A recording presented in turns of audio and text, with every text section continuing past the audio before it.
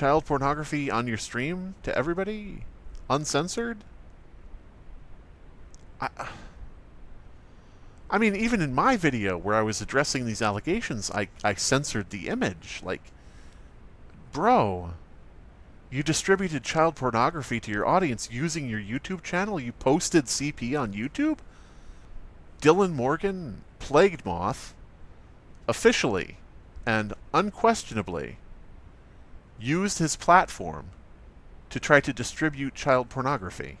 If you saved one file of CSAM, does it make it any less severe?